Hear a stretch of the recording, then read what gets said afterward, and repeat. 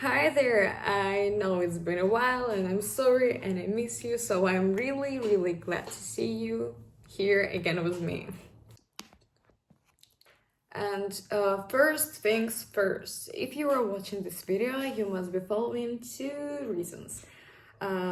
First is that you're a Pet Sematary fan, Stephen King's fans, and you're just interested in exploring the plots of this excellent book. And the second one is that you want to enlarge your English vocabulary, and I promise, no matter what the reason was, you will never ever regret for staying here with me and watching this video till the end.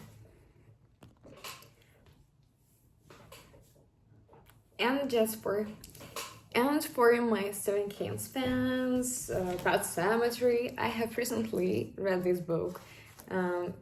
This is the whole novel, and this is the vocabulary list.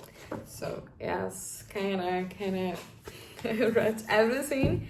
And to be honest about this book, if you are just about to buy this book and read, put it in your bookshelf, of course it does worth it. I love the vibe of this thrilling Pet Sematary. Of course, the book is named like Pet Sematary. There is supposed to be a pet. And just like in ordinary horror stories, horror movies, there is a beautiful family. A beautiful, friendly family, mother, father, two gorgeous kids, a pet, of course, a pet, even in in this case, it is a cat, black cat. To be more precise, and I will not spoil you the whole story, the motive, but a few cases, there is a family and there is a pet cemetery. So they are discovering this cemetery by their neighbor, and he's telling different stories and that do not go there. There is a mystery in his, and the whole city is covered by the rumors about how dangerous this place was. But it is kind of predictable. They will not follow. So my sweeties, I definitely recommend this book for you because I am a Stephen King fan. I have read a lot of his books, and let's compare this one to, for example, Solemn Lot. These two are a little bit similar, but while I was reading Solemn Lot, I was thrilled. There was a special vibe, but by the end, there was kind of, oh, everything is gonna be alright. Everything is gonna be clear. Okay, whew. I'm so relieved, but I've started reading this book in December. It was boring. I put it back in my bookshelf. After that, right now it is summer holidays. I have plenty of time, so I decided to give this book a second chance, and oh my god, how amazing it was, because the first 200 are kind of boring for me. But they're not boring, but for me, they are really boring. So I have been reading, and then I become so nervous. Really, and the ending of this one is kind of, you're sitting looking at the floor and just thinking about Stephen King, you're such a genius. So let's do not forget that this video is named like vocabulary from Pet Sematary, and let's get to our main topic of this video. It is a little bit cold out there, so I decided to put it on, and now I'm looking like a Stephen King's explorer. Actually, show you guys how I was reading this book, every note, and I will explain it in this video. Stay with me. The first our word, let's cut to the chase, is Dudley squat. What is that? What is that? What is that? I don't know. And let's read the example that was in this book. All he received was Dudley squat in gifts. Dudley squat in gifts. So let's watch the definition of this one.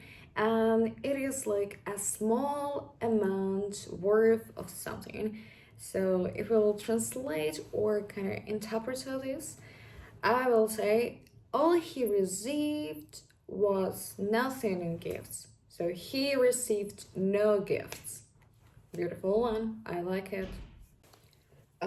Right now it is gonna be an interesting one. So please sit down, calm down. I'm gonna read. His whole life was playing big cheese. Big cheese. He was playing big cheese, kind of a food or what. So I'm gonna read a definition of this big cheese in English idiom. So big cheese means a person of high rank or importance, a boss or someone with significant influence. So it means his whole life was playing big boss. And it's such a one because cheese and boss, what similarity in these two words are.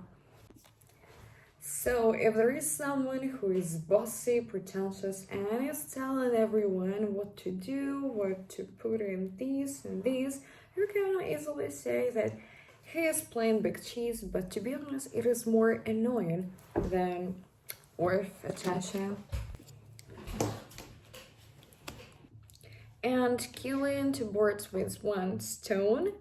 There are two idioms or kind of slang, I do not know, but really useful phrases to use in your speech. First of all is like you cannot decide where to go, to the party or to the cinema or to the swimming pool. You can easily say I'm at 6s and 7s. So it means I cannot decide right now. And the second one is in the book was written, he sent him to Dickens in the woods. To Dickens in the woods. What does it mean, Dickens? Dickens is kind of hell.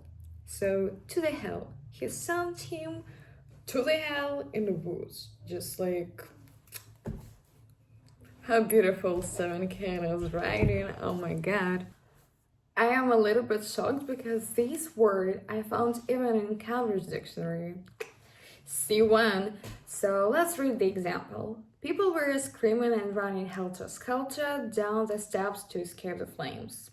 And the meaning of this phrase, like helter-skelter, is quickly or in all directions. But I found in other dictionaries that helter-skelter means not organized. But the truth is the same. It means like quickly, helter-skelter, quickly. You can say something with kindness, sadness. You can be happy to tell something, but if you rhapsodized the story, she, for example, is always rhapsodizing about the joys of her summer camp. It will be, high level, because to rhapsodize means to express great enthusiasm. Now it is really a popular one in the novel, and it is bygone. In the novel it was written like, let bygones be bygones, what means let the things stay in the past. So do not take it by heart closely. Just what is past, it is in the past. It is kind of doesn't matter anymore. I do not know the level of the following word, but I found it really beautiful, like a daisically. Lackadaisically, yeah. It is music to my ears, what means apathetically, joylessly, without enthusiasm. So it is kind of opposite for above rhapsodize. Guys, let's be careful with this word, the minutiae. Because first of all, the transcription is pretty hard, even for me, to pronounce this correctly, and the article, it is always used with the article the. So the minutiae means often small, unimportant details, pretty unimportant stuff. It's not kind of special, something you will not find in ordinary books, common books, but useful word. Malnourished. It means the person who eats badly or in small amounts. Malnourished. So to save your time, I'm gonna put it all together, all our useful words, like malnourished together.